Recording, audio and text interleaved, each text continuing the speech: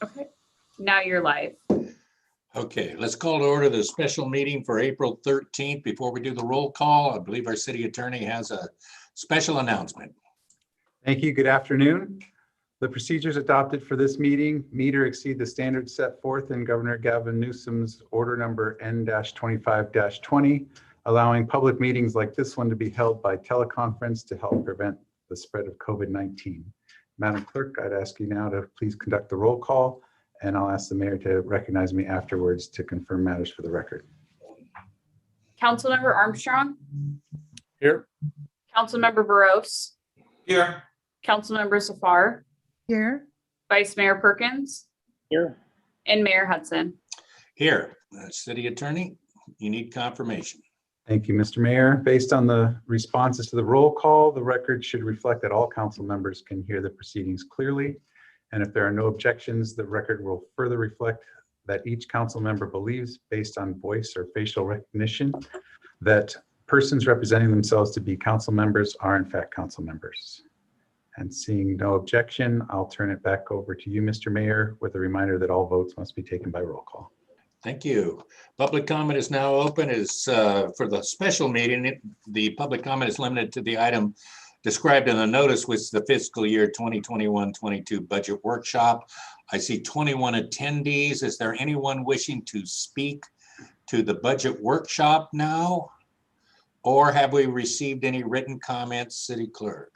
We did not receive any written comments for this meeting. Okay, one last chance for public comment. Anyone wishing to speak, going once, going twice? Public comment is closed. The fiscal year 2021-2022 budget workshop is now open. I'll defer to the city manager to kick us off or kick us. Good afternoon, Mr. Mayor and Council. We're happy to present this initial budget workshop for the council.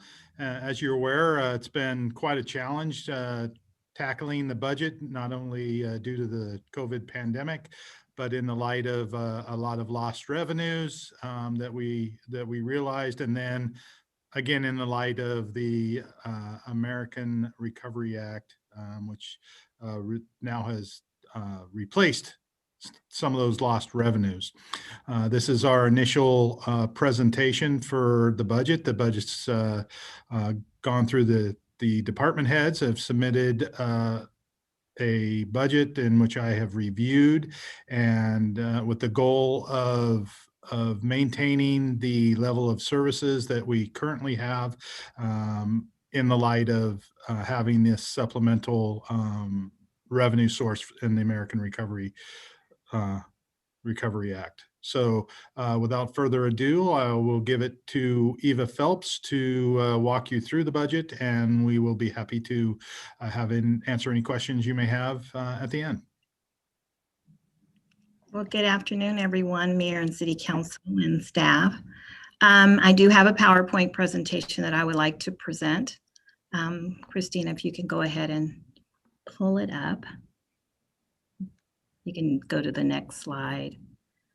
The presentation outline, I'll go over the budget process and the status of the 21-22 budget development. We'll discuss some issues to consider, and then the departments, each one will come back with their major action plan and budget notes, and then I'll come back and go over the next steps. So this presentation is intended to provide the city a status update on the development of the 21-22 city operating budget and go over updated goals. And we're hoping to have the council adopt a budget in late May. So the budget process started in January. Staff formalized their department budget request to the city manager in early March, and then the middle of March, city manager reviewed the department request, and then we also had the council had their retreat goal setting back in the latter part of March. So this is our first budget session. Any additional sessions we will have if necessary. However, we do have the May 11th is the next budget workshop that will, the council review the entire proposed budget and 5-year capital improvement program. And then formal adoption is scheduled for the May 25th council meeting. So some key assumptions, we're trying to restore revenue due to COVID-19. We're seeing still slow revenue growth, restore expenditures that was reduced because of COVID-19. We've incorporated some inflationary costs, salary and benefits and contract costs and utilities that we mention all the time that tends to go up every year. We do have some new position requests and also funding the infrastructure maintenance fund that we did not fund in this fiscal year. So also some issues, key issues developing the budget is the continued uncertainties due to COVID-19 pandemic. So we have our OPEB trust, our pension trust and CalPERS, all of those things are kind of uncertainties of funding those or making sure we have those budgeted properly. We also, the long-term financial sustainability of current service levels and the impacts of current staffing costs, and then just the unfunded pension liability. So before I start with the 21-22 development, I kind of wanted to take a look back and kind of show you this graph, this chart, just kind of shows you where we were pre-COVID. So as you can see, revenue and expenditures prior to the adoption of the budget, this was back in early March, we were almost finished and ready to submit something to council and we had to start all over. So when you look at what was previous would have been proposed versus what was adopted, you see we had to go back and adjust our revenue down 2.78 million and expenditures down 2.8. And then even our transfers in and out, we had to reduce that by 2.4. So I just wanted to kind of give you an idea of how drastic things were. We had to change and we really still haven't fully recovered, but we're trying to make grounds for that. So our estimated general fund revenue projections is 55 million. That's 6.9 million or 14.4% above the 2020 mid-year. That was the last projections that we presented to the city council. We're 2.5 million or 4.7 above the 2021 revised budget, and we're 4.5 million above the 1920 actuals. And we're still anticipating partial recovery from revenue losses. So we have these projections based on the economy coming back online and hotel TOT and all of that? We have it, but not coming on, especially TOT. We don't have that coming 100% back until the following year. So 21, 22, we're still making a recovery, but it's gradually making some headway, but not pre-pandemic levels. So the estimated expenditures are 55 million. So our expenditures match our revenue. However, we're 6.5 million above the 2021 mid-year projections, 4.5 million above the 2021 revised budget, and 9.5 million above the 1920 actuals. So we've tried to reinstate some of the expenditure reductions due to COVID into the 21-22 budget development. So on our transfers in and out, we have transfers in of 8.5 million, 7.15 million is from the American Rescue Plan Act. We're anticipating that other half will come in next year, and I'll talk about it in another slide. And then 1.35 million comes from overhead from other funds. And then our transfers out is 6.9, 2.4 goes to Doherty Valley. 1.5 is going to the infrastructure maintenance fund. 2.1 is for debt service, and 900,000 is for other funds like for DERFA, Street Smarts, and insurance fund. And DERFA is the Doherty Regional Fire Authority. So the net of those is 1.6 transfers in. So on the American Rescue Plan Act of 2021, San Ramon was allotted 4.3 million. We're going to set up a special revenue fund to track that, and we'll be drawing down from that. So this year we're anticipating half of it coming in this year, and then that will go straight into transfer into the general fund, and the remaining piece will come out for 21-22. I tried to kind of include some estimated revenue loss so far between fiscal year 19-20 and 2021, and this is a total per category of the revenue loss, estimated loss so far of $12.6 million. And there's other losses too. When you look at it, we haven't gone over, we have to do an analysis of the expenditures, the additional expenditures we had to incur due to COVID. So those are the type of things we can include in the when we go to show how we use the money. Okay, in regards to staffing, under the Administrative Services Department, we have included funding the vacant, previously unfunded IT specialists. Public Works is adding one new maintenance tech position. The dollar amount that you see, $111,000, is the 80% portion that comes from that's going to be allocated to Doherty Valley. Community Development is requesting funding one limited term building inspector and converting 2 of their limited term positions to regular status, and they'll talk about that in their individual departments. Police Services is requesting to add 1 police officer for $213,000. $153,000 is coming from the county mental health evaluation team program, so it's funding the majority of that position. And Parks and Community Services is having a department restructuring of their full-time staffing, and the cost to that is about $189,000. So this first slide is to the revenue. As you can see, we adopted the budget for 2020 at 52.48. Our mid-year projections show that we were coming in even lower than what we had budgeted at 48 million. For 21-22, we're projecting 54.96. So that's where I rounded it off to $55 million. Can you hold it there for a minute? Sure. I'm doing mental subtraction from some columns to see which is going up and which is. Well, you can see which one's going up. Sales tax is slightly up. Property transfer tax went up a lot from just this year. We anticipated, because it fell so much in 1920, so our budget was a little lower than what they're coming pretty strong. So that's about leveled out.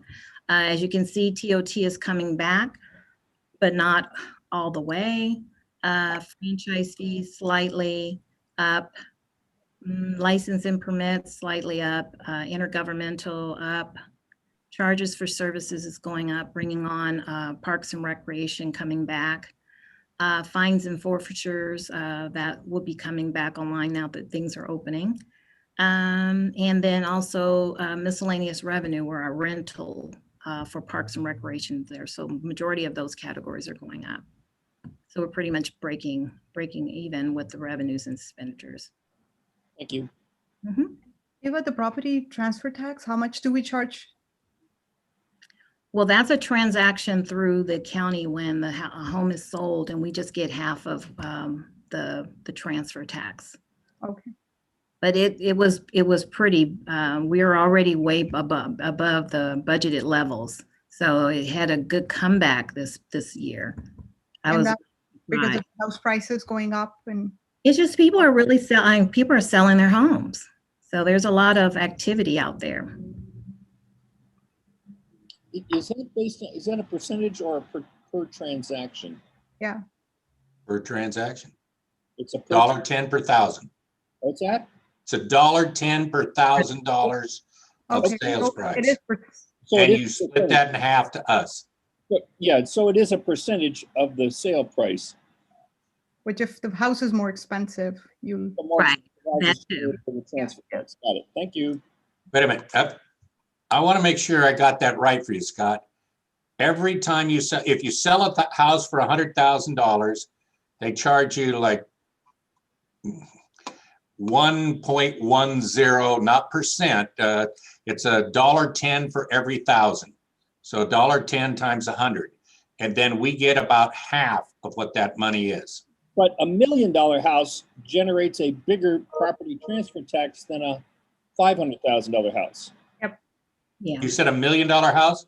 Yes, Yes, far more.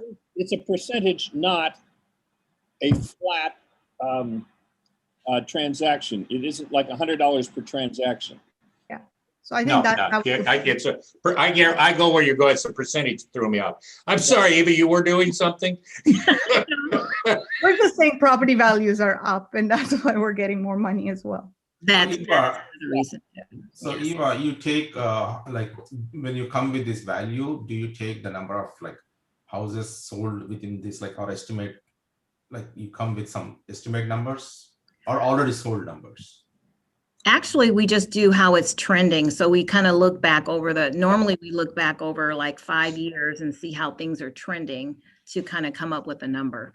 And this year, the number was just kind of out of whack. It really wasn't trending like it normally would trend. So basically, we're just putting in the same number that we probably are getting this year. We just carry that forward to the next year, assuming that the activity would stay the same based on what we're seeing in the market, that it hasn't slowed down. Sounds good. Thank you. So more houses and higher priced houses generate more income for us. You got it. Okay. And not just houses, it's commercial too. Okay, thanks. So on expenditures, you can see all of the departments are going up because we did cut back. So we're bringing those levels back up. But just to say again that our expenditures match our revenue.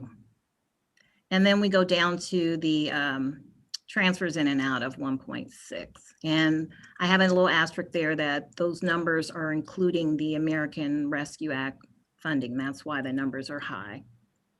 Okay, so in 2021, the 12.73 is going to include, The half, 7.15, half of that. if we didn't have the second piece of that, we would be negative 5.5. Or either we would have had a different discussion prior to presenting this budget to you. Okay, so we are using the American Rescue Plan money for operating expenses in this case. Yes, you can say that because we're replacing what, kind of reimbursing ourselves for our losses, and that's what it was used for. So that's why I showed you that chart that we're at just revenue alone, we're at 12.6 million. So when you add the expenditures in there, it may be our total out of pocket or what we lost is probably may even go higher than the 14.3 million. Something that's very important to me is the fact that our projected revenues and our projected expenses before transfers are equal. So if we had no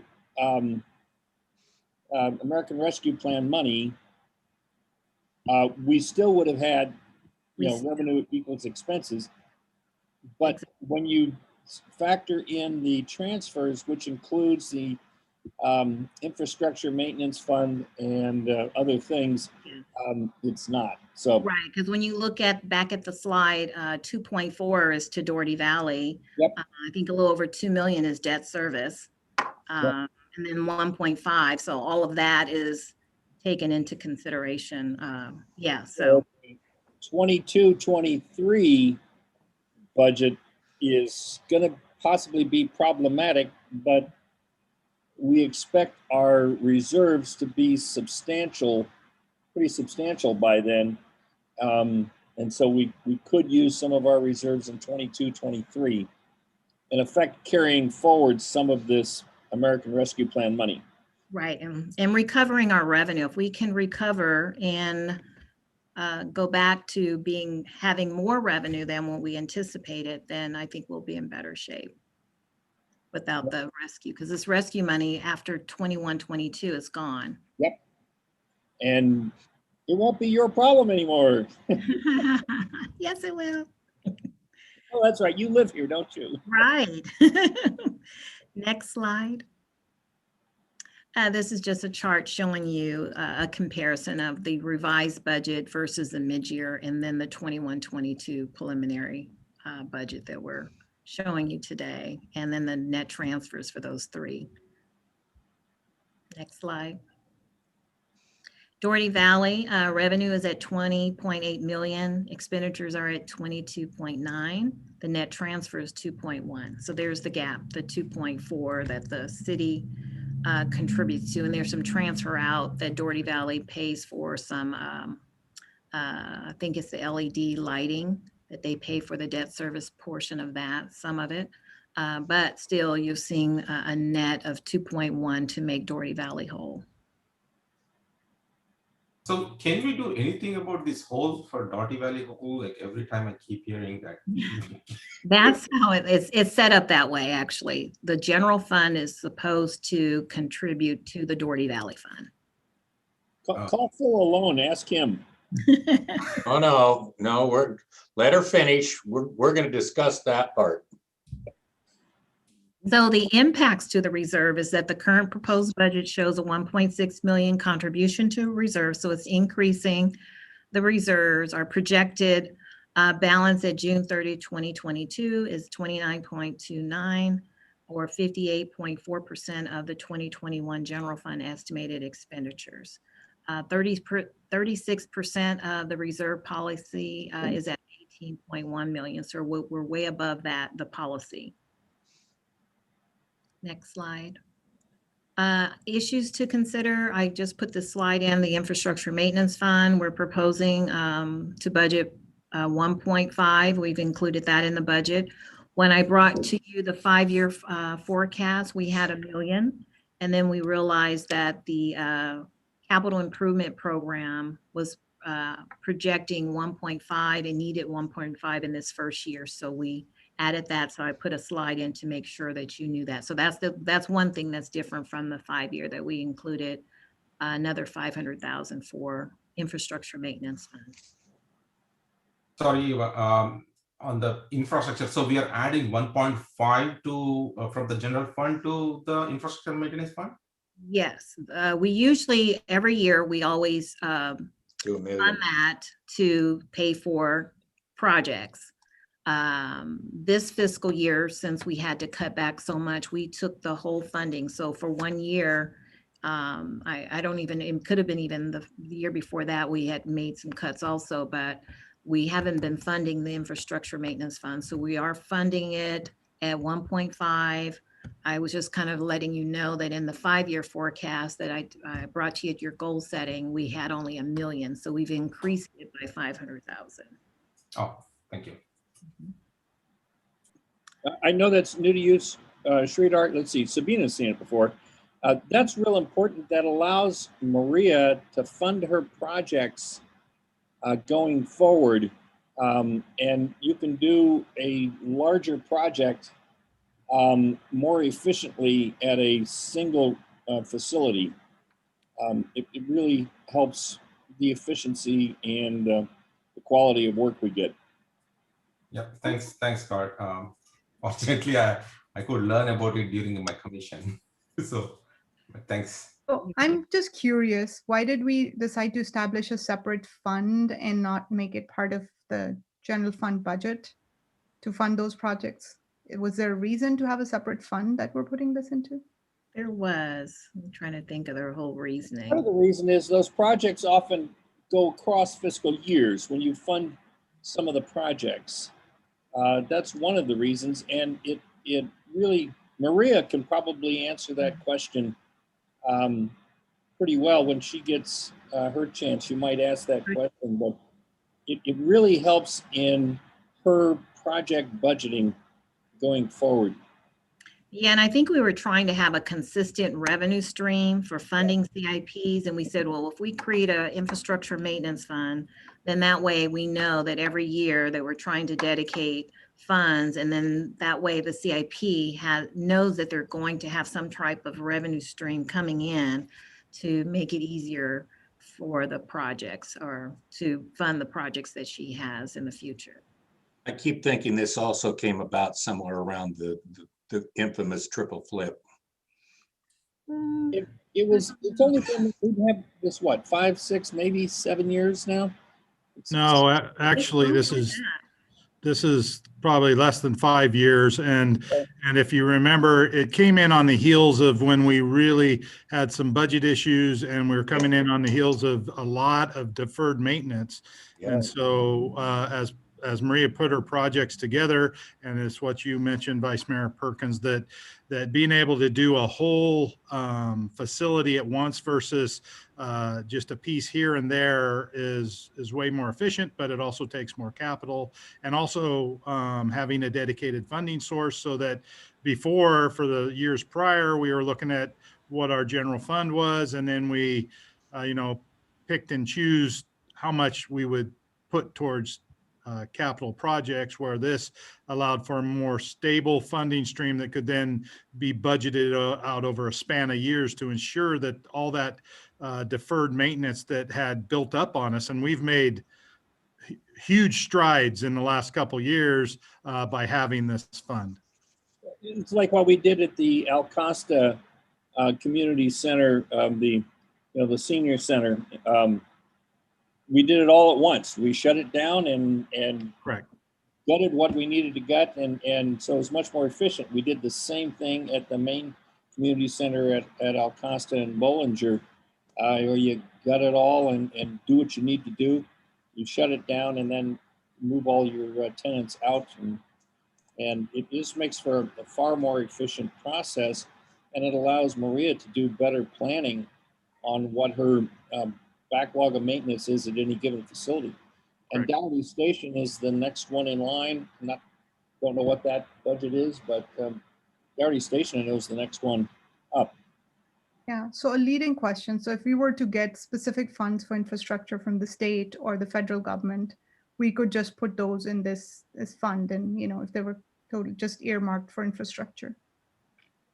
Yes. Or we could put it in a special revenue fund, and then as we prioritize projects then and budget them, then that funding source will then be moved over to a CIP. Okay, thank you. Okay. Keep going, Eva. So speaking of CIP, here are the list of unfunded CIPs. We just like to keep this on your radar. Actually, Public Works, Maria, will be bringing the CIP to the Finance Committee to kind of have a full discussion about all the CIPs coming up later in this month. And then we'll be bringing the whole package to you on May 11th. Next slide. So major action plan items, these are the items that each department will be going over. So next slide, I think it begins with the general government, which is City Council first. I'm turning it over to Stephen. Hi, good afternoon, Mayor and members of the council. I'll go over the major action plan items for general government, starting with the City Council priorities. As you know, we had a workshop a couple weeks ago to discuss and review the council priorities, and we'll be taking it back to the council shortly. But as a quick overview, your priorities are maintain a safe and secure environment, maintain a secure financial base, maintaining staffing to provide city services, build and maintain quality facilities and infrastructure, enhance engagement and communications with residents and the business community, and focus on land use planning for housing, jobs, and open space. Next slide. So Stephen, didn't we modify the last one a little bit and added retail to it? I believe so. We're in the process of getting the notes back from the consultant, and we will be taking all the revisions back to council for kind of a final review and approval. I believe either at the next council meeting or the meeting after that. Thank you. Yeah, and we will incorporate all the updates in the budget for next month or for May. Remember, we added like retail, right? All right. Yeah, that was a question. All right, under the next section of the city manager department, continue to work on succession plan that captures institutional knowledge from long-term city employees who will retire during the fiscal year. Complete the reconfiguration of City Hall and begin PD construction as part of the joint public safety building plan with the fire district. And I believe the City Hall portion should be done in the next few weeks, hopefully. I don't know if Maria is going to go over that, but we're all crossing our fingers. Continue to work with the Open Space Advisory Committee to promote the value and the importance of preserving open space in the community, and continue to implement the citywide communication plan as adopted by the council. And finally, under economic development, continue to implement the San Ramon Business Assistance Program to provide support for local businesses due to COVID-related impacts. We included funding for the program throughout next fiscal year. We don't know what other programs will be offered, but we want to make sure that the 90+ businesses who have signed up for the relief program still have assistance through next year. Support the implementation of the Economic Development Strategic Plan. Also, we are working with Discover San Ramon to modify their marketing plan to assist with recovery from COVID-related impacts. Right now, Discover San Ramon is in the process of reconvening. Unfortunately, the hotel industry was one of the hardest hit industries in San Ramon. The majority of the hotel managers were laid off, so now they're just getting back to work and modifying the previous marketing plan that was presented to the council, and they should have something around the July-August timeframe. And also, finally, we continue to work with real estate partners in San Ramon to promote business growth and retail development in the community. And that's it for the general government city manager.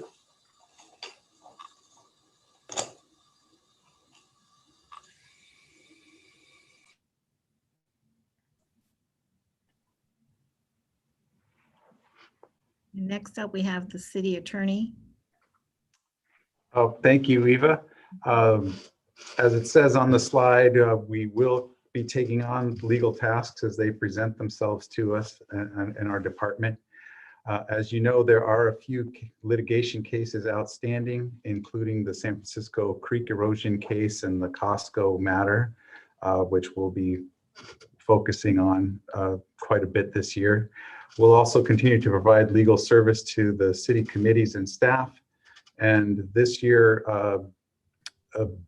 one of our more unique tasks this year will be that as the census numbers come in, our office will be working closely with outside counsel and with our demographer to work out the redistricting for the next election based on the shifting demographics there. So going forward, we'll continue to look for ways to provide more timely legal service more efficiently and as cost effectively as possible. So Martin, this is just for my understanding purpose, for my learning purpose. So if someone, like, for example, Costco litigation, if they file, like, how much is it going to cost per city? Well, in the case of Costco, we have an agreement with the developer that if there is a legal challenge on the decision by the city to approve, that the developer would take on the cost of the litigation, including at our option hiring outside counsel if we decide that that's the way to go. Thank you. Martin, what was the first one you mentioned, the creek?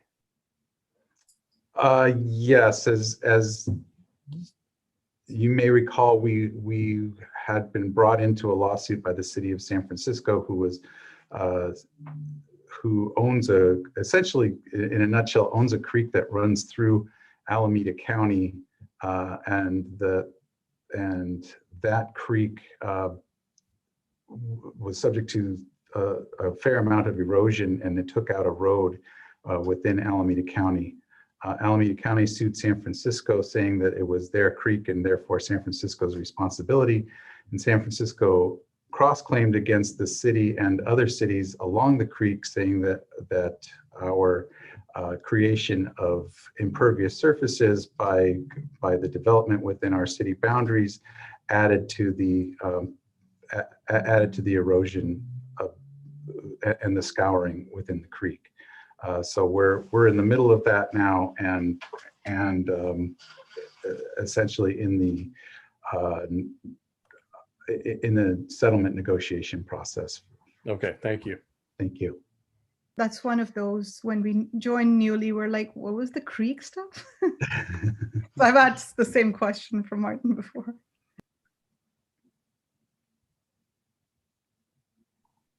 For the city clerk's office, we are going to be undergoing a comprehensive update to the citywide record retention schedule of policies. We will facilitate and coordinate the fee resolution for 2022-23.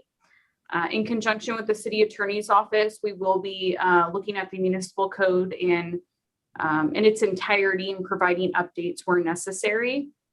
And we're also hoping to implement a virtual school tour program to kind of help with if schools go back in the fall. It's just an option for the third grade tours. We could do a virtual school tour for those classes. How are they going to sit in our chairs in Zoom? I know that's the interesting part of the program. I know at our retreat, we also talked about possibly looking at election financing reform. Is that on the agenda for the upcoming year as well? It is. It's both on the city attorney and the city clerk's agenda in regards to SB 571 and campaign refinancing or financing. Okay, thank you. Yes. How about government, city government 101? We are hoping to offer that again in the spring. The planning academy is going to be offered in the fall, and we typically don't like to offer them simultaneously because they do fall on the same days. So we do, as of right now, I am planning to offer that program again in the spring of next year. Well, I understand that you don't offer them at the same time, but I saw in the planning department, planning academy, but I didn't see on your list the government 101, even though it's a year from now when you would actually conduct it. Yeah, we will be offering it in the spring of 2022. Okay. We couldn't do it virtually, Christina? It was something that I was considering. I think with Gov 101, it's a very, you really get something out of it as a resident to be in the room with staff, to see our facilities versus sitting on a Zoom meeting for 2 to 3 hours. I think you lose that connection.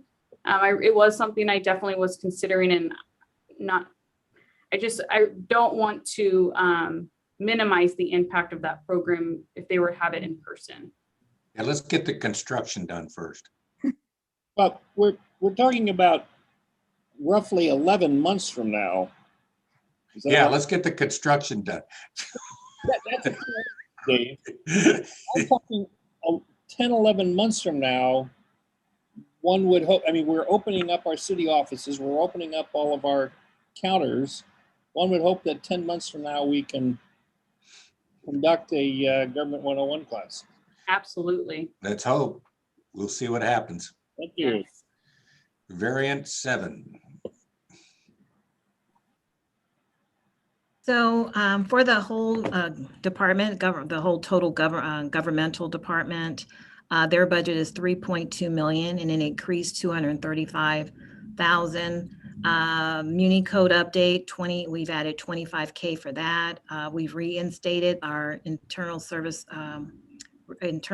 replacement charges for equipment of 17K that we took out in this year.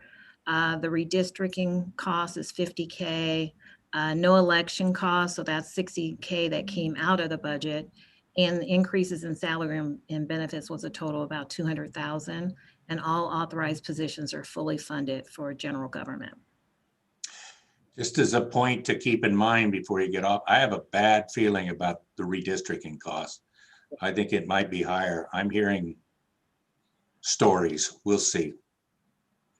Are those costs for a consultant, or is that to change our maps or administrative costs, or what are those costs for redistricting? Mark, all of the above. And you just don't know. There's a little movement to have an independent committee do it, and we'll get into it. It's early, but just that one, put a circle around it. Keep going, Eva. Would that cost us anything if it was an independent committee? Good. Everything costs, especially if they sue. Keep going, Eva. Okay, under the Administrative Services Department, the Finance Division, we're going to prepare and update the multi-year financial projections, prepare the mid-year financial review, coordinate the development of the fiscal year 22-23 operating budget, and oversee the fiscal year 2021 audit, and submit our CAFR to GFOA for the Certificate of Achievement for Excellence in Financial Reporting. Next slide. Under the Information Technology Division, continue with the next phase of adding enhanced security to the city's network. Evaluate solutions for remote access for staff. These solutions will include ease of use as well as enhanced security. Design and implement the network changes required to move PD back into their facility. Update the backup system at PD to the more robust system that is used at the City Hall, and design the network topology for connection to the new dispatch center and EOC, and install the equipment, test the connections, and ensure proper security. Under Human Resources Division, finalize and implement the new POA and unrepresented contracts. Complete the implementation of the Munis modules for personal actions and performance reviews. Update the city's performance reviews procedures and train supervisors on updated procedures. Update the city's personnel rules and regs. Conduct citywide training program for new supervisors and managers, and negotiate successor agreements with SEIU Local 1021. So the administrative services budget is 5.27 million. It increased about 563,000. We've included a franchise fees audit of 58,000. We've increased IT consultant services of 20,000. We reinstated our IS replacement charges of 27,000. We now have a DocuSign software system that is now going to have annual maintenance of 55,000. We've moved that into the IT area. We're funding the vacant, previously unfunded IT specialist that I mentioned earlier in the presentation. And our increases in salary and benefits was about 225,000, and all authorized positions are fully funded in the Administrative Services Department. So I guess our Zoom is also. At a 6 vote, Sabina? She just wants a lot of attention. She wants to be part of the meeting. So our Zoom meeting also includes in that, I guess. All the Zoom licensing cost. Say that one more time. I guess all our Zoom licensing cost also includes in one of the cycles. Yes. But DocuSign like 55K. Wow, that's a lot. Yeah, it's a lot. Yeah, I was just discussing with Joe that we might have a Teams license included as part of what we're already paying, and we might want to explore that and see if, we want to, instead of paying separately, we utilize what we have, something already part of the package. I don't know that, but that's primarily what most organizations have. The next department would be Community Development. Debbie Chamberlain. Thank you, Eva. Good afternoon, mayors and members of the City Council. I am pleased to present the major action plans for the Community Development Department, and I'll start with our Planning Service Division. As you are well aware, we are working with the county on the 4th Amendment to the Bishop Ranch Tax Exchange Agreement, so we are continuing those conversations with the county. We're in the process of completing the transition to the InterGov permit system, which appears to be going live in the middle of May. As previously discussed, we'll be restarting the Planning Academy this fall, aligned for COVID protocols, but things we hope are looking good for us. And at the request of the Dory Valley Oversight Committee, we are continuing our conversations with Contra Costa County regarding the dissolution of DBOC and giving San Ramon sole oversight over Dory Valley and the process. We are continuing our conversations with our West Side property owners and acquisition of open space to the Park District or to the city. And we are working with property owners and developers to implement the approved plans through the issuance of building permits. And our biggest action plan for planning services this coming year will be the update to our general plan, including our housing element and the climate action plan. Next slide, please. Sorry, one quick question. Yeah. Again, it's like a little bit learning. The previous one, the 4th amendment to Bishop. So what is that one? This is totally new for me. Oh, okay. So the Bishop Ranch Tax Exchange Agreement, when we receive our property tax from that, the parcels, we are trying to exclude parcels that contain residential development, such as the City Walk parcels where there's going to be residential development, from the calculation of our property tax that comes to the city. And so in essence, the city would receive more funding on the property tax side in order to provide those services to our new residents. So all the new residents that are going to come up, the tax that they're going to pay to the county, we'll get our percentage directly. When we would so if the amendment is approved to exclude the residential portions, the property tax that flows to the city will only be calculated on the commercial properties. So they're the ones that will go into the calculations, and so the city will receive its full share of the residential property tax. So thank you. It'll be a revenue increase to the city if we can get the agreement renegotiated. Sounds good. Thank you. Next slide, please. For building services, as you know, they're quite busy. And so they are inspecting the preserved single family and multifamily development. Neighborhood 5 should be breaking ground shortly. Aspenwood, hopefully we'll be seeing building permits from them this fiscal year. And then we're anticipating construction within the City Walk development for multifamily projects this upcoming fiscal year. And we're also looking for the hotel on BR3A to begin construction. They will continue to work on the nuisance ordinance and noise regulations, and we do proactive monitoring of our commercial properties. And so what we do there is we will monitor those properties on an ongoing basis and really work with owners upfront to acknowledge that it's time to start planning to repace your parking lot, your paving, to upgrade your landscaping and put them on a schedule. Because as we know, for commercial centers to do upgrades, they do have to put them in their annual budget. So we really try to be proactive to work with them so the centers are maintained in the manner that the city would request. And as mentioned previously, we will be completing the implementation of InterGov and bringing that online hopefully this May. And that will include our business license renewal. We will continue with our electronic plan check and online applications and hopefully streamline the inspection process with our new mobile technology. Next slide, please. So from a budgetary standpoint, our department budget is $4.6 million. We have an increase of about 14% this year. We are adding some temporary salaries, about $50,000 to help with the transition from InterGov. When you do change permit tracking systems, we will be down for a few days as we bring down HTE and bring on the new InterGov system. And so we will not be shutting our doors. We will still be issuing permits. And so once the new system is online, all those permits need to be inputted manually. So we'll have some assistance to do that. We are increasing our plan check contract services. Our current budget has about $200,000. We're requesting $400,000. And to give an example, $200,000 for outside plan check services is about 1.5 projects. And we use these funds for the hotel project and our larger projects throughout the city to ensure that they're checked in a timely manner and can get under construction as quickly as possible.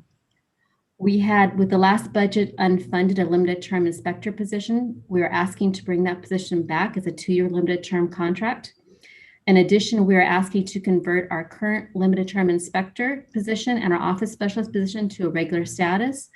The city, as you have probably noticed, has seen increased construction with the recently approved city center projects, the hotel, and other projects in the pipeline. We have an increase in activity. And those not, in addition to those projects, there are still the regular homeowner maintenance improvement projects, your air conditioning replacements, heater replacements, water heaters that we still have to permit and inspect. And then all the new homeowners moving in, they also want to install pools and arbors. And so we do need to issue building permits and perform inspections on those. So it's just not the new construction that we are dealing with, it's all the day-to-day that goes with owning a home that we are also inspecting. Question. Yes. Most of those plan check and inspection activities, actually, fundamentally, they get reimbursed through the fees that go along with them. Is that correct? That is correct. The Building and Safety Division really, their revenues typically do not exceed their expenditures. And so that's, they cannot be being seen as giving money to the general fund. Right. So they're basically a net neutral organization. So that's why when we do our budget, you will typically see our revenues will probably exceed our expenditures slightly. But that accounts for inspections that will occur over multiple years. So we'll take in money to inspect the Free or Preserve project, but it may take 2 or 3 years to conduct those inspections. So those additional funds are basically to cover those future inspections. Okay, thank you. Of course. And then in addition to converting those 2 positions, that will help with our upcoming succession planning that we've been doing, and then anticipation of upcoming retirements also. And so as you see, we have an increased salary and benefit costs of $146,000, and we will continue to unfund our assistant planner position. With that, I can take any other questions you may have. I'm good. Piece of cake. Who's next? Thank you. Well, we now have the police services. Craig.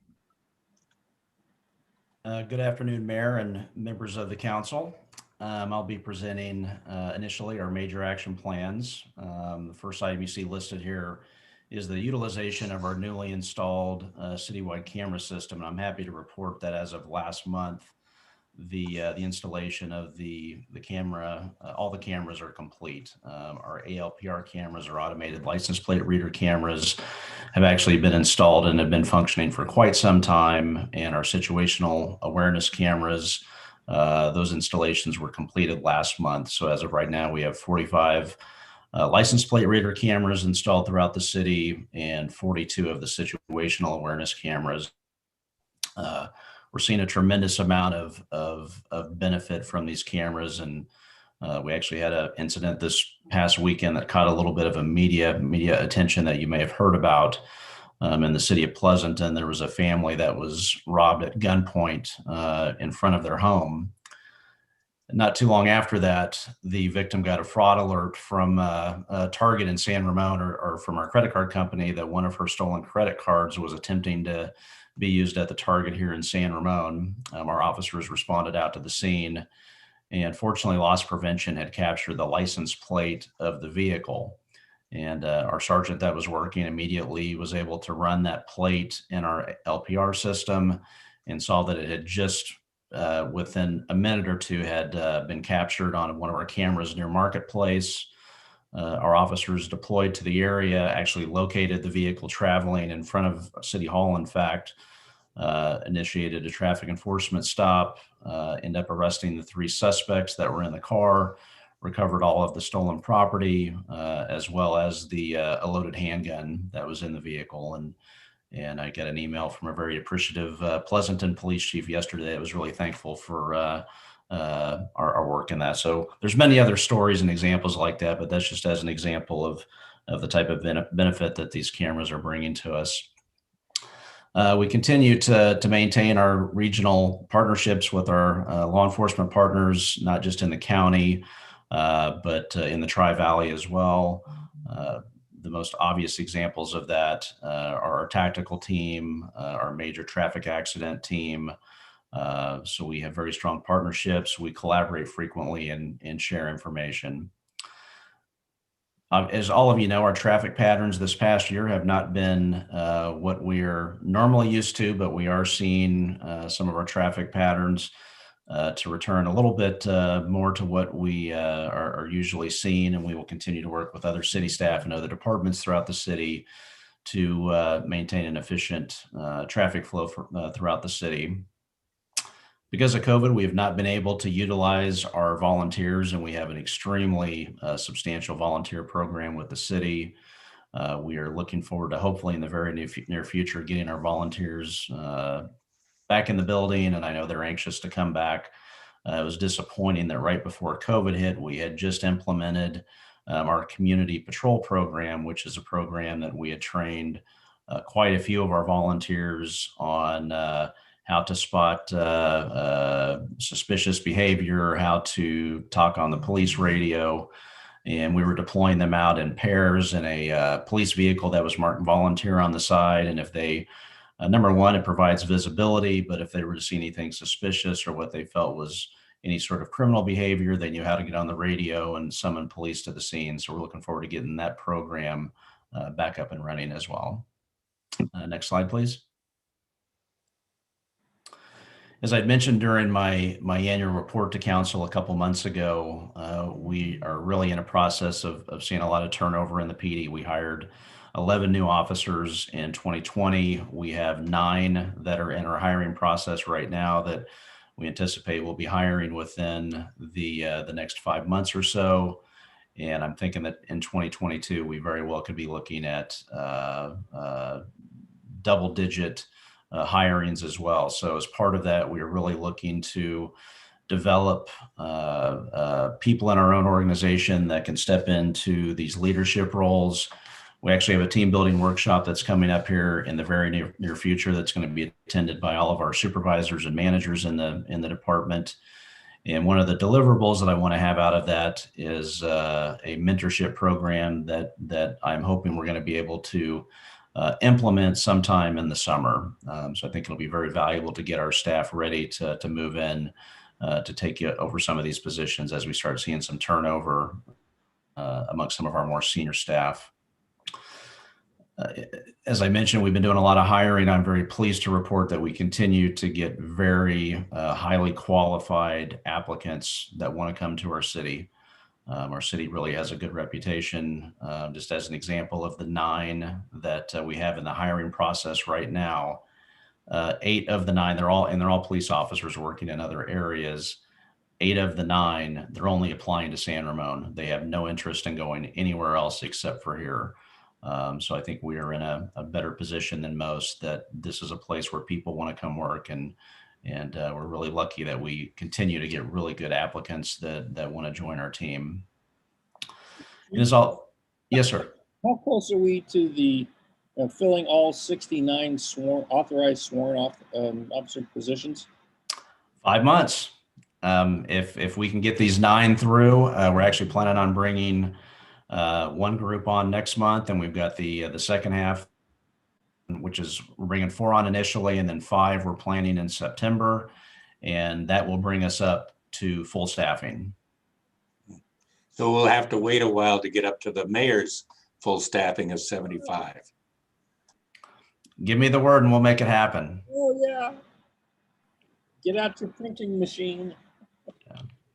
And then, as all of you know, we have a very robust social media program that we continue to utilize to communicate with our community members, to both seek and share information. So we will continue to enhance those efforts, and I'm going to toot our own horn. I think we do a really good job on our social media platforms.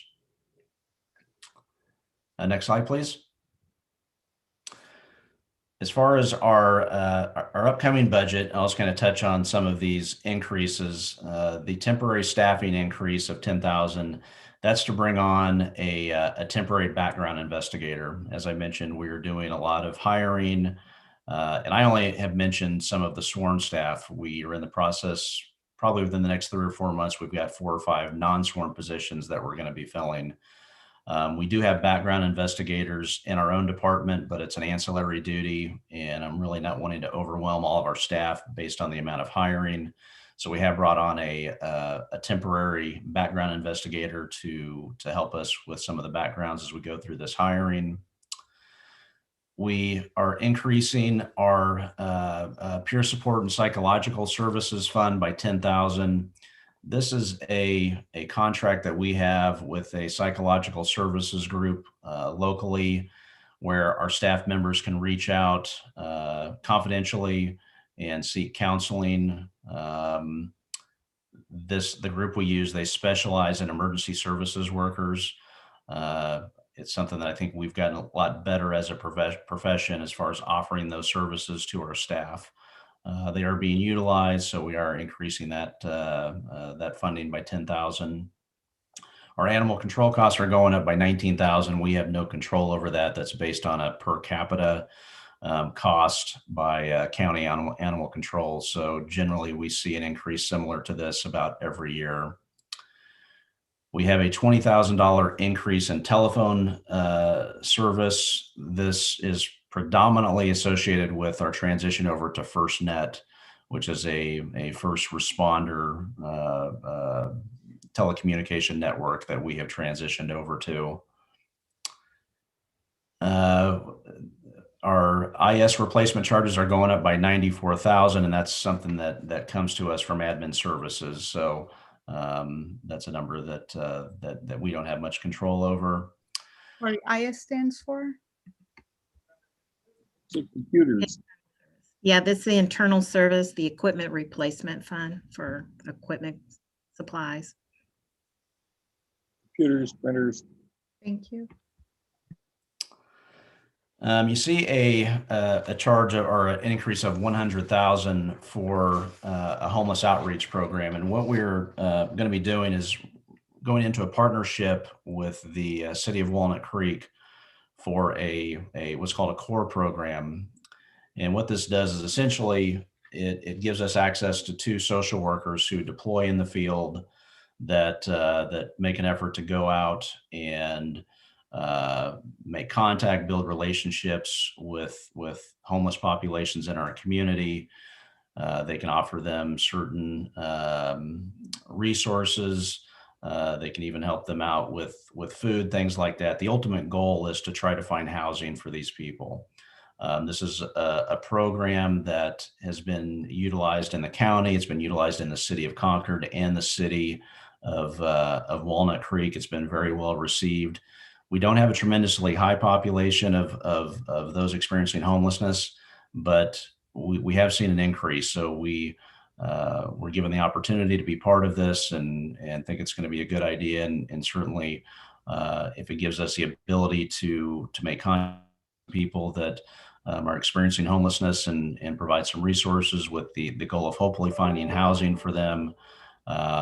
We think it's going to be a very good program, and again, it's been very well received in a number of communities in the county that have been utilizing it previously. I think this is a great idea to partner with somebody.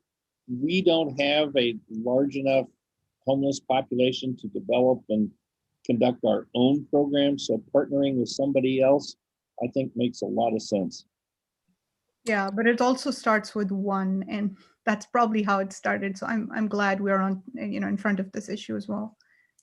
Yeah, and I think that's, the strategy is that, let's try to get ahead of this and to have, 2 social workers that basically are out in the field building relationships. I think it'll be a really good program, and certainly as we get it up and running, we will certainly report back as to how it's functioning. And but again, from the reports we've received, it seems like it's a very good program that's been very beneficial.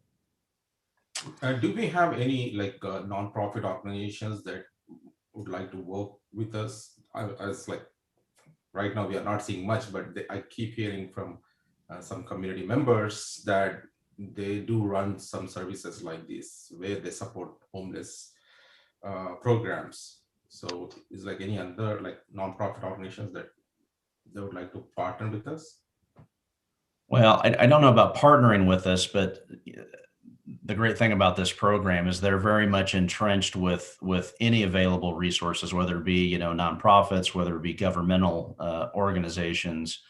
But, the issue we have as law enforcement is that, we can go out, we can say, hey, we can try to find a shelter, but we don't have a lot of time that we can really invest in it. The social workers, they can go out, they can invest a lot of time in this process trying to help, the person that's experiencing a hardship. And they know about all these programs and all these resources. So there are nonprofits out there, and that's what the core team will have the ability to do, is hopefully connects, the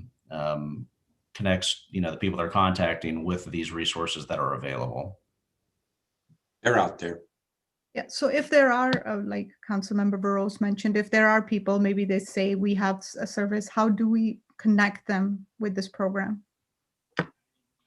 Well, we're not up and running with the program just yet. We are hoping that in the near future that we will be setting down and kind of getting a little more direction as to what, if there is the ability for other organizations to assist and help out. So that's something I'll probably have to report back to you on. And hopefully, within the next month or so, we'll have an idea if there is the opportunity or ability to incorporate, some additional resources to help out with the program. Thank you. The group I know has been out there since the 80s, and they've been working on this. So yeah, they're out there. It's more maybe us connecting to them, or it'll come. Just get the thing up and running. It'll come. Yeah, and I think a challenge that we may have is that, there's a lot of communities that are experiencing much larger issues with homelessness than San Ramon is.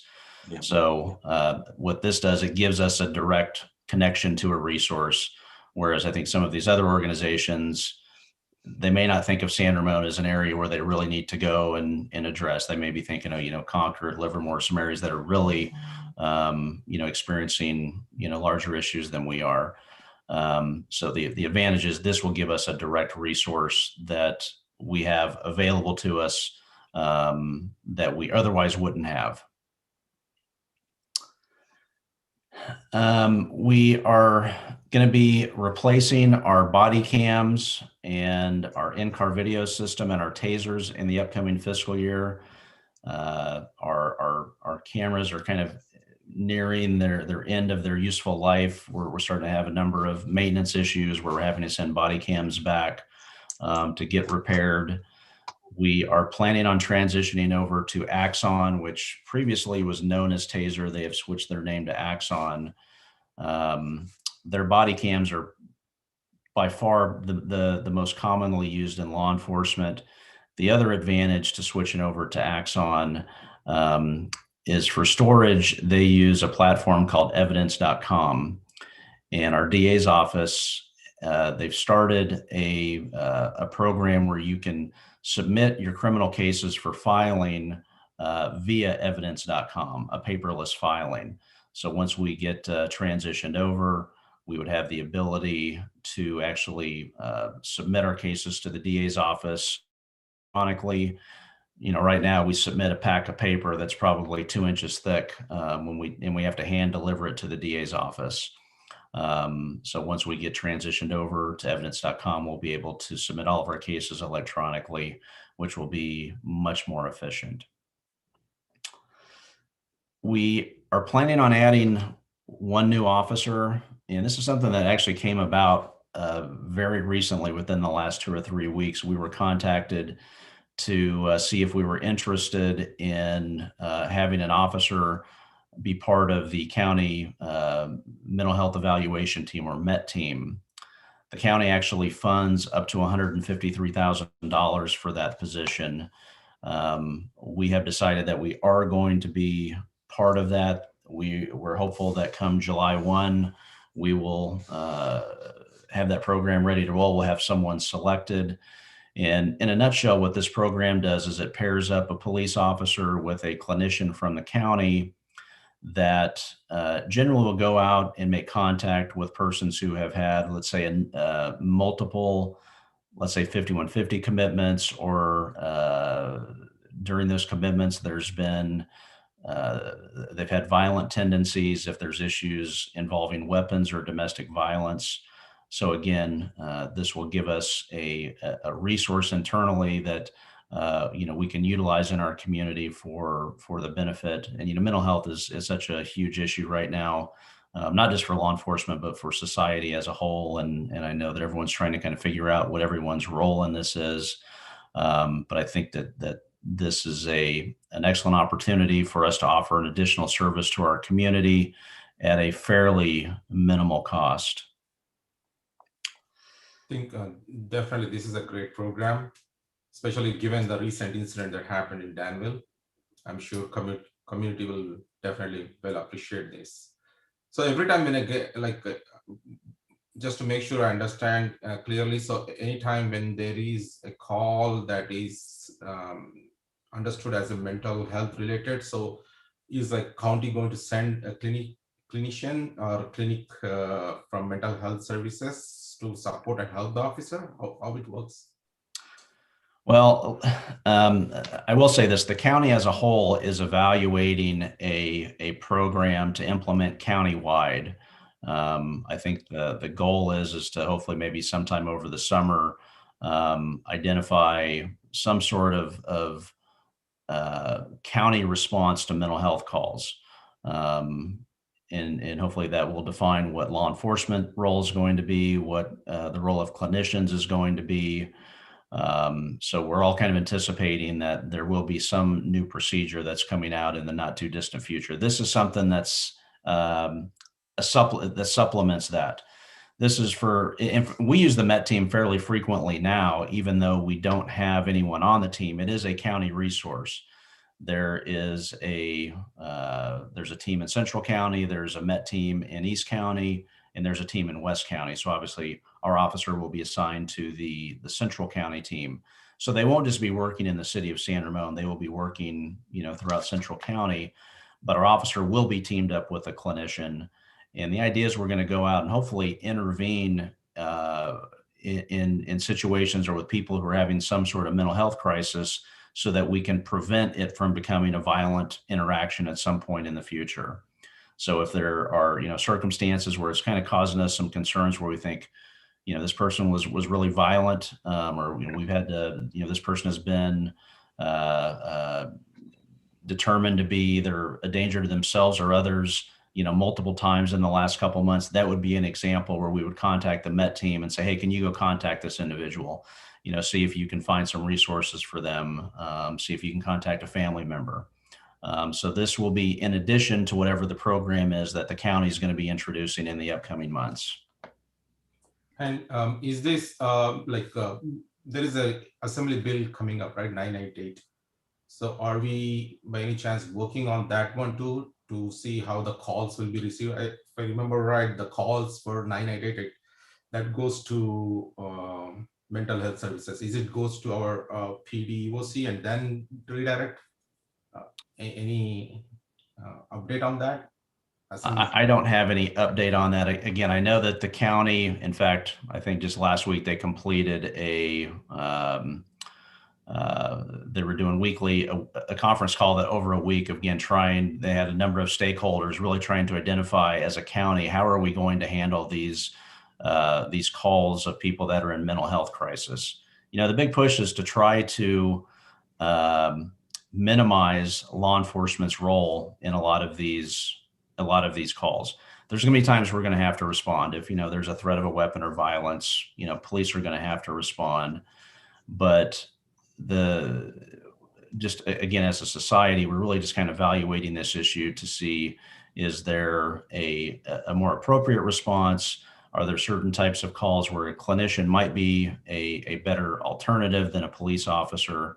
And again, I'm hoping that within the very near future, we'll have a better idea of what that county program is going to look like.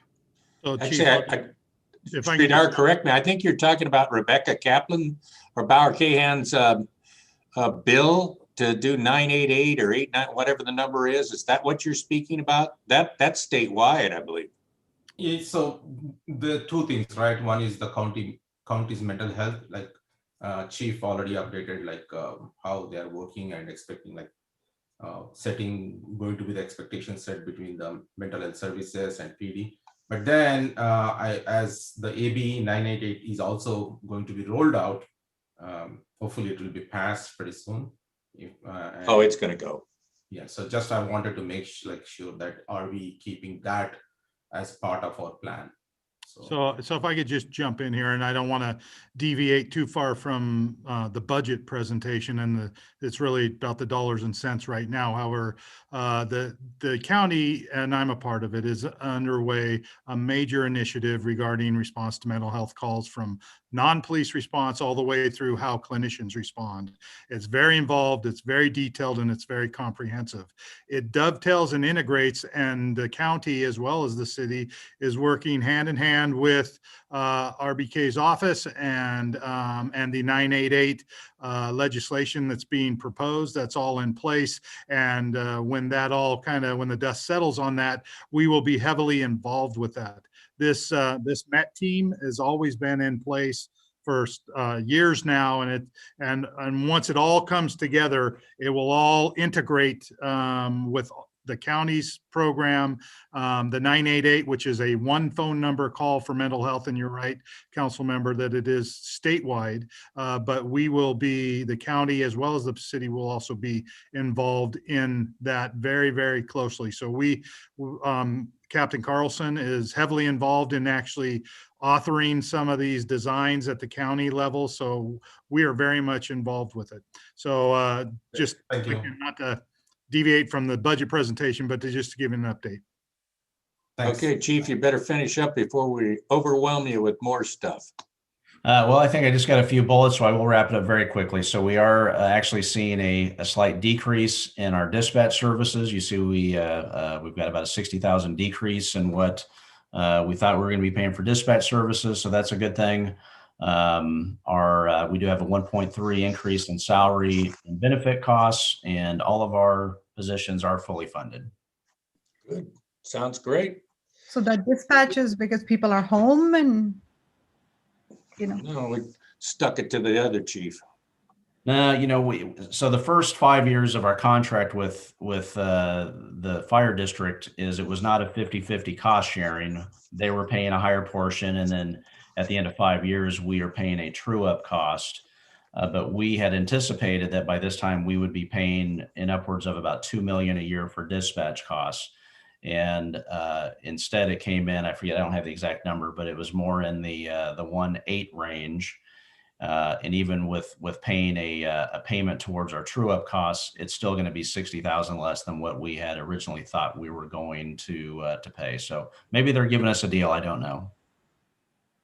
Oh, they're giving us a deal. Who's up next? Scott?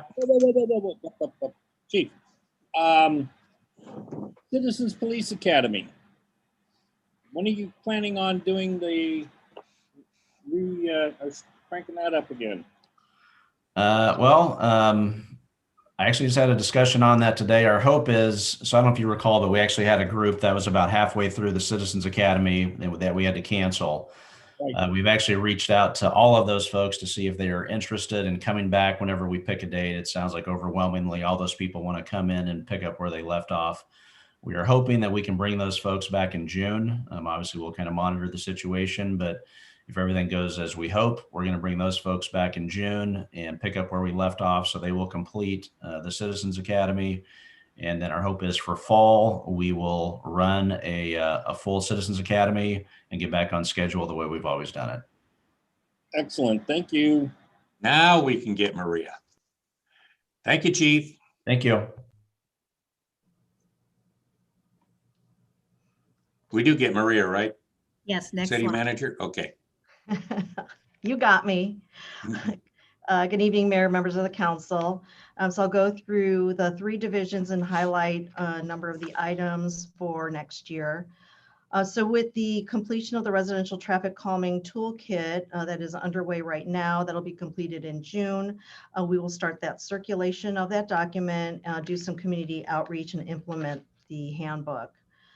With regards to traffic, so we'll be finalizing the school bus routes and meet new school attendance boundaries for school year 21-22 and implement any revised service plans that may arise.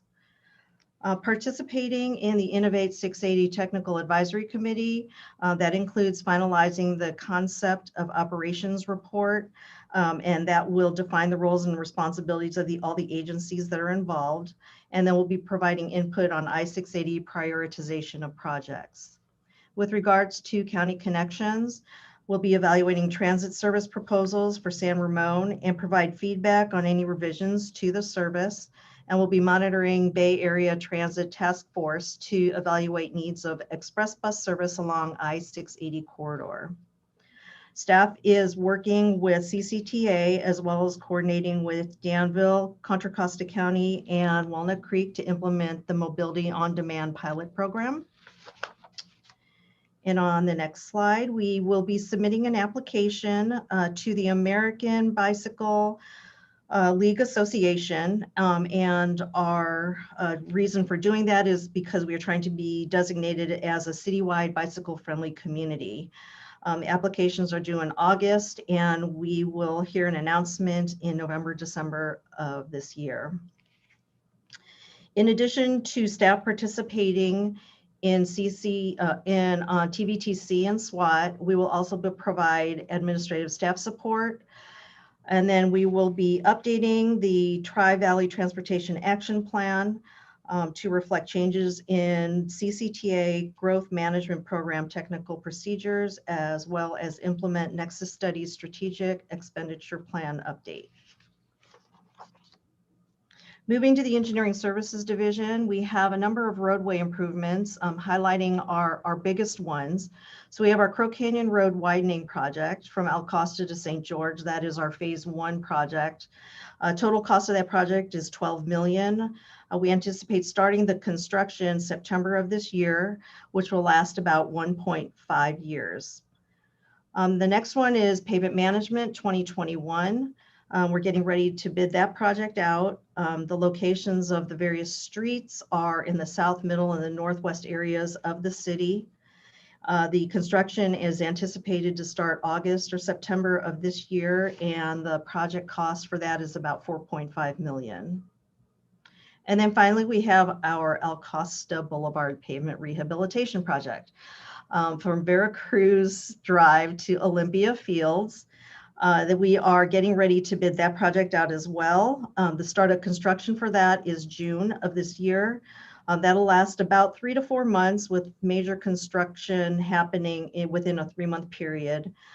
There's a lot of complex traffic control that will be occurring, and we will have a project estimate of about $5 million. So going to the Bollinger Canyon Road Iron Horse Trail bicycle and pedestrian overcrossing, we're in the middle of the design, anticipate to complete the design December of this year. We will be awarding and starting construction beginning of 2022 for a duration of 1.5 years for completion. On the next slide, we have the solid waste program. 3 items to highlight. We'll be conducting 2 public compost giveaway events, giving away 1,000 bags of compost to San Ramon residents.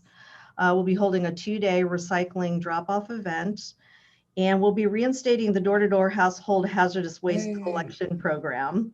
I know a number of people are excited for that to be coming back, and we're actually working to get the door hangers out, and could start as early as next month.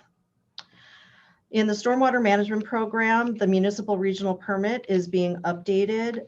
It is expiring, and we anticipate the updated permit to be in effect January of 2022. There are a number of new and revised provisions expected to impact the city, and we will keep the council informed of the discussions as well as the impacts to the city.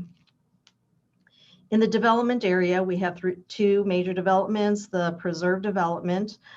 We have a number of projects that we are overseeing and inspecting. However, I want to highlight our biggest project that is happening there, which is the Sunrise Ridge Park. It is currently under construction.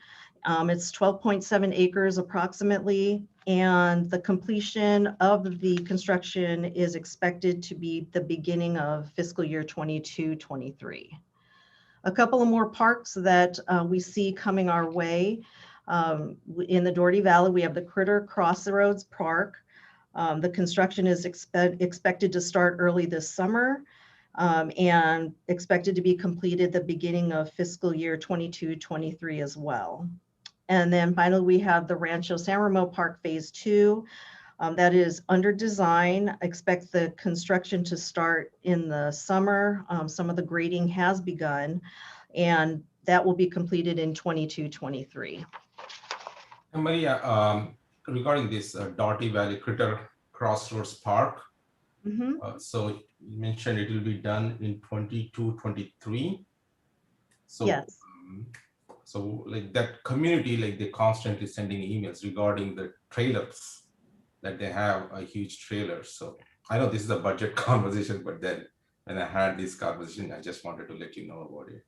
Okay, thank you. I will look into that and let you know what the trailers are about. There, it sounds like they're staging for construction. Where is Critter Park? Critter Crossroads, that used to be, that's in Gill Ranch Phase 4. It's where Rose Glen used to be. It's a linear park along the creek. Okay, thank you. Okay, traffic engineering, a few things going on here. We will be adopting a local road safety plan that will identify and analyze safety and operation concerns and recommend safety improvements for actions on local roads. That will also help for future grant opportunities. We, funded by the COP, the Certificate of Participation, will be designing the Class 4 separated bike lanes on Bollinger Canyon Road from Canyon Lakes Drive to Doherty Road North.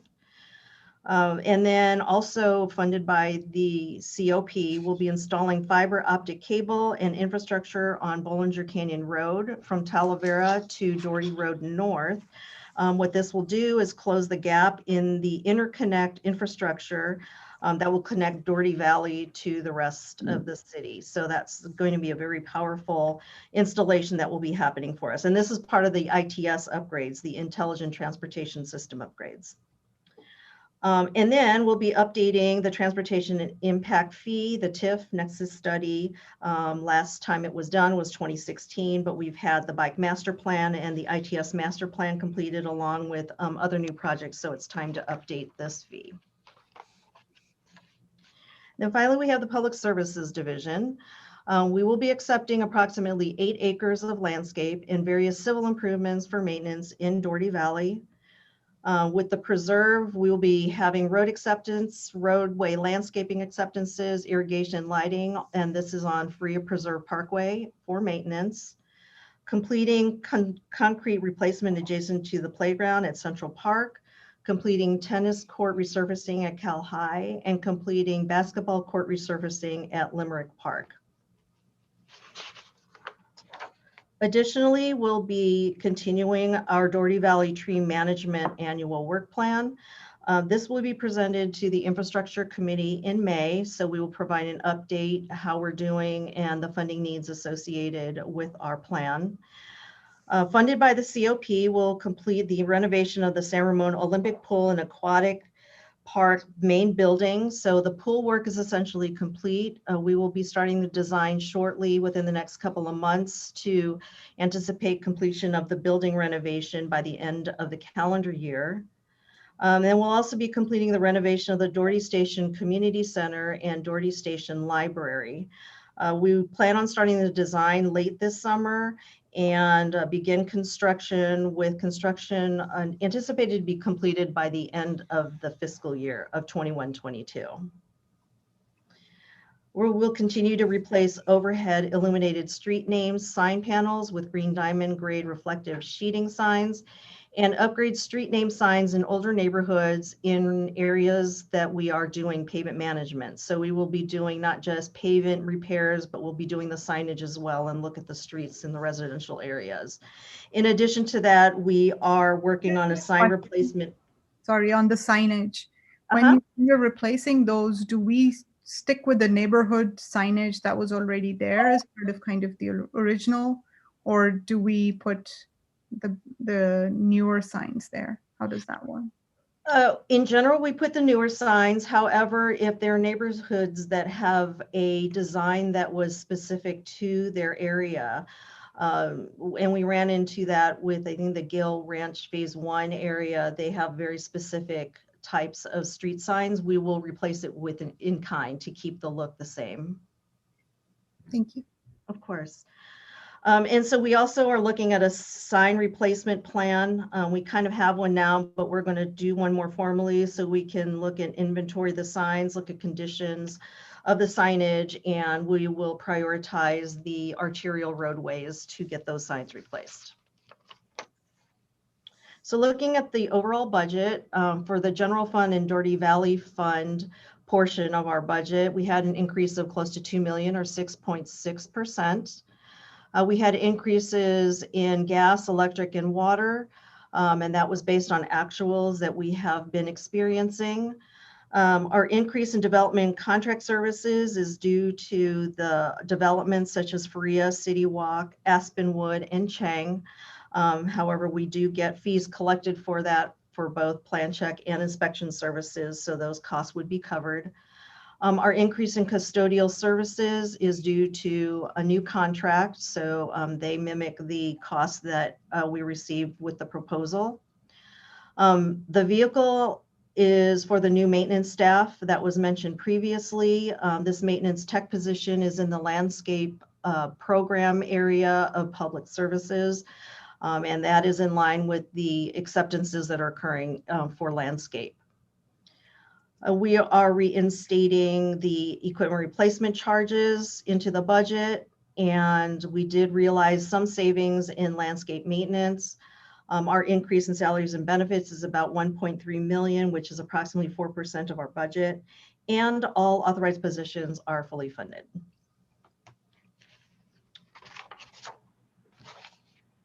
Any questions? Sounds Okay. like Maria is getting our San Ramon ready for post-COVID, vibrant post-COVID San Ramon. Yeah, that's Maria, right. can you go back to the gas and electric? Increase gas and electric services? It's not really services, it's just the utility costs. Okay, I have a feeling in the very near future that's going to be increase in electric services only because, I mean, you can start looking now for grants to convert out of gas because I think this state's going to do away with it. But that's outside of the budget stuff. It just, Scott, get those fees down. Go ahead. Let's see, the PG&E has submitted 2 rate increases to the PUC. MCE, I sit on the rate setting committee, and we have not raised rates in 2 years, and we're not raising rates this year. So you're telling me this is all PG&E? Well, I Get him, don't Maria. know how this was calculated, but I'm telling you that PG&E has submitted 2 rate increases, and MCE has held their rates steady for the past 2 years, and we are not raising rates this year. Okay, what else you got, Maria?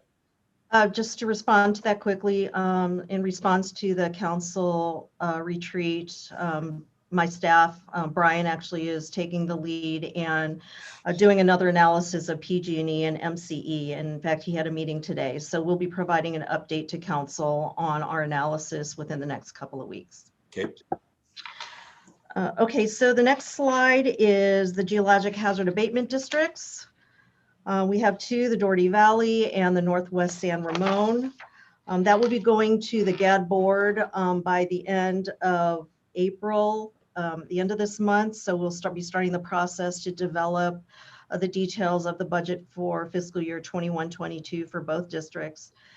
So we will be completing maintenance of the Doherty Valley GAD open space, complete acceptance of any land offers by Toll Brothers, and complete reserve fund studies and engineer reports for both GADs and set assessments for fiscal year 22-23. And that's all I have. Sounds good. Any other questions before we move on to Kathy? Well, we'll have statements at the end anyway. Thanks, Maria. Let's bring in the next one. We're moving right along here. All right. Well, good evening. Now we've moved into evening, Mayor and Council. It's my pleasure to be here to talk quickly about our action plans and our budget. So some of the big programs that we have planned for this next year would be developing and implementing a trail cleanup program utilizing volunteers and local nonprofit groups to assist with trail maintenance and trail development. We are taking another look at Forest Home Farms and specifically the Boone House and surrounding gardens, and we're looking to get community feedback this year so we can come up with a plan of how to use that building and timeline, as well as identifying some potential funding sources. We are developing a new teen leadership program. The pandemic brought out all kinds of teens with energy to want to do big projects and have impact on their local communities. And so we're going to be working on a teen leadership program to develop those skills, and then also provide some volunteer hours and showcase great opportunities for those teens to become future city employees. We are taking on revitalizing that volunteer program at Crow Canyon Gardens by using some of the expertise from our local master gardeners to create a plan to repair and restore the demonstration gardens Some of that work is just already getting started. So we're really excited about really making an impact in that area during this next year. Next slide. And Kathy, I just want to say how popular that, that first cleanup was. I heard a lot of positive feedback. So thank you for engaging the community in the cleanup process. I think that's phenomenal. Oh, thank you so much. It was a really great day, and I think we've got 4 more scheduled as we come through the spring and into summer. So stay tuned on that one. So in addition, we're going to be working with our community partners. This is a big project for us to research and develop, if possible, a plan for providing shade and seating along the Iron Horse Trail. That came out large in the master plan as a high priority. So we're going to start putting some time and energy into figuring that out and seeing what can be done. We're going to work on developing a mountain bike program with led rides and classes to promote off-road cycling, safety, and cycling opportunities in San Ramon's open space, which I think dovetails beautifully with transportations and their biking initiatives. And then we are going to focus a lot on increasing our multicultural programs and offerings at our San Ramon Senior and Community Center so that we can meet the needs of our aging and increasingly diverse community, among other things. So when you look at our full budget, the department budget is 8.6 million, which is an increase of 805,000 or about 10.3% above the 2021 adopted budget. But it should be noted, and Eva clearly said this, that the pandemic hit during the budget process last year, and the Parks and Community Services budget was cut by approximately 700,000. So the increase to our proposed budget, if you go back to that original number, is only about 100,000 more than our original proposed pre-pandemic 2021 budget. So it kind of gives the picture to you.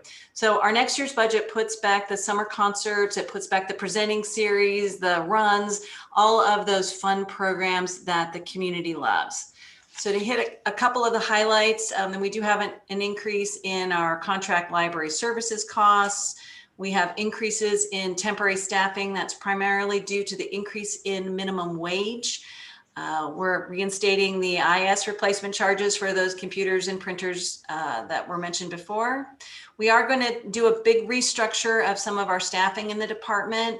So we're going to unfund one of our admin analyst positions and one of our program managers positions, and then fund a recreation coordinator, a division manager, and a recreation supervisor. The primary focus of that is the master plan, because we have all of these initiatives and programs that we want to pursue. And so we need to reorganize ourselves in a different way to accomplish them. So we can really dive into that nature area, the trails, the connectivity that the community really was clear about being interested in pursuing. And then we have, for our existing staff, an increase in our salary and benefit costs of 445,000. And we put that all together, and we have a general fund subsidy, which is 49%. We do make some revenue in the department. So our revenues from service charges, contributions, user fees, rentals, we've totaled it at 4.4 million, which funds 51% of the department's expenditures. We are looking at slow growth in the first 2 quarters due to the pandemic. We're really optimistic that we'll be able to get everything up and running, but we did forecast a little lower at the start. And then by the 3rd and 4th quarter, we're assuming that we should be back pretty much to our full revenue generation from programs, because the community is chomping at the bit to get out there and start celebrating and being together again. Do you have any questions? We're good. Who's next? Well, it's me again. So I just Who? wanted to kind of go over our next steps. Out of sight, out of mind, Eva. Right. So we can have more discussion if you would like. Our next steps is that what staff will incorporate any feedback that we receive from you today. And then we'll be coming back for May 11th for a proposed budget to you. And it'll be in full document, the whole citywide budget, along with the CIP.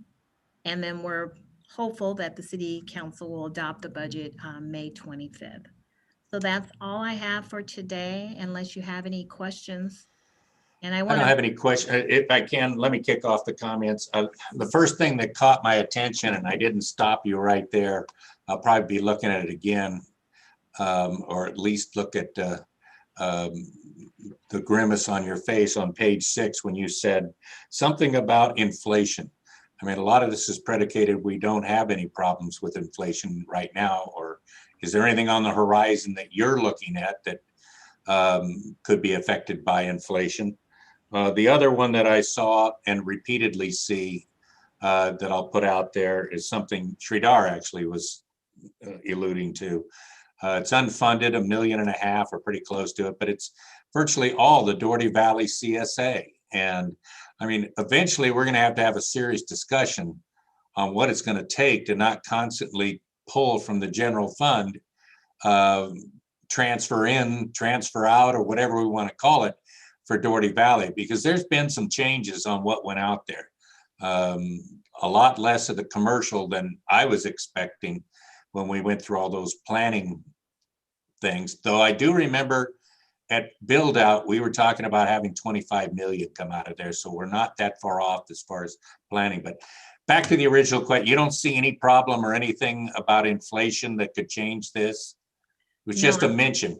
Yeah, and those inflationary costs is the cost we know of contracts that are going up. There's CPI factors in the contracts going forward. So those are the type of increases that we're seeing, and we have salary and benefit costs that we know of. As far as any other inflationary costs, I don't know of any at this moment. Okay, that's mine. Anybody else? We'll leave it all up to you geniuses on May 11th. The finance committee is going to take care of it. Wait a minute, Sridhar went unmuted first, and then vice mayor, and then, she went back. Councilmember Zafar. Am I getting closer? Zafar.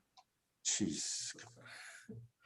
So I just want to say thanks to us, all department leaders. So we went through one of the toughest times in this unprecedented pandemic times, and you proved that we can deliver the best quality services even in such worst times. So thanks for keeping us fiduciary and continue with the quality services.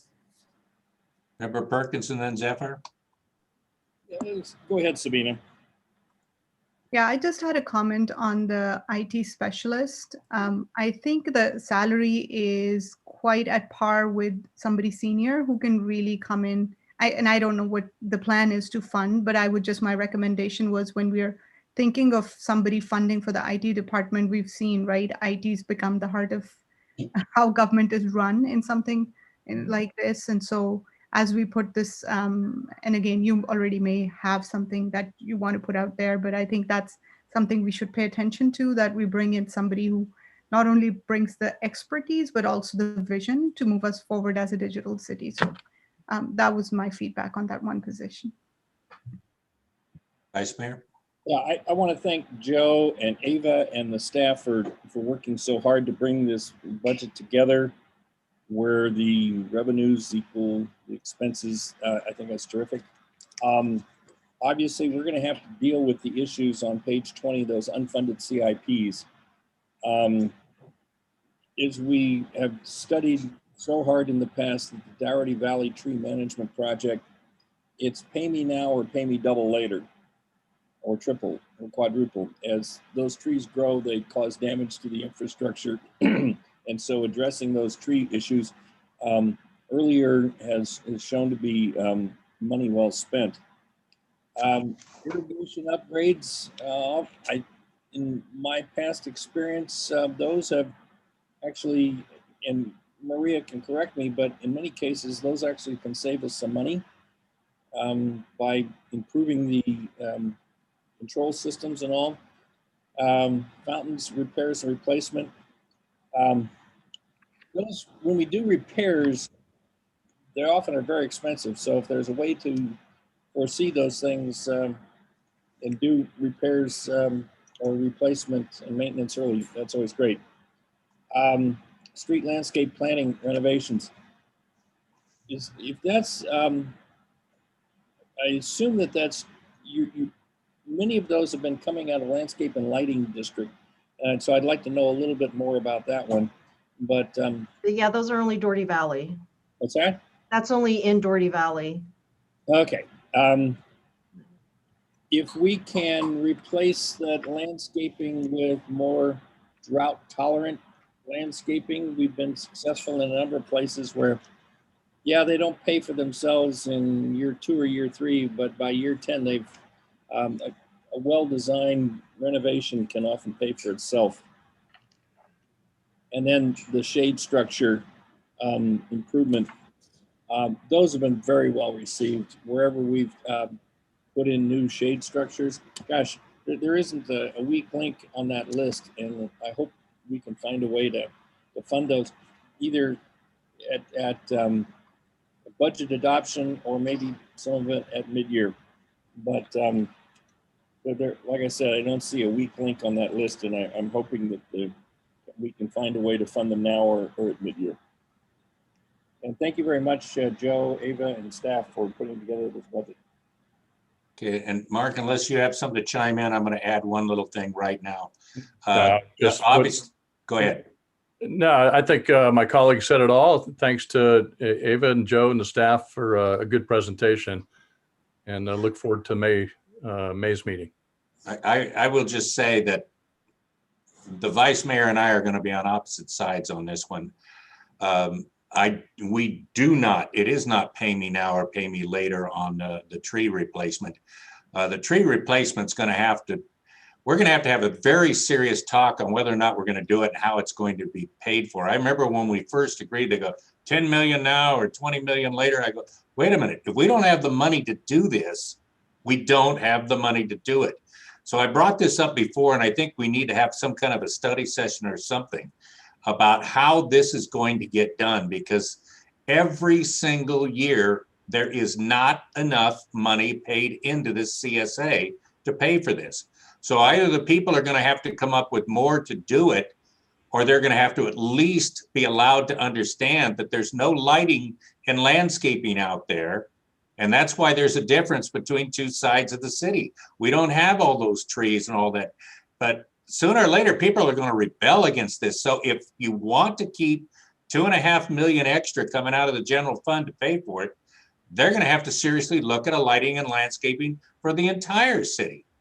So if you just keep putting it off, the problem's not going to go away. So anyway, that's not the budget tonight, and I'm not going to let Scott get into we'll do it when we do it. This is not for this budget. As long as we don't touch into that unfunded, I'm going along with it. So we'll have that debate when we really need to have that debate.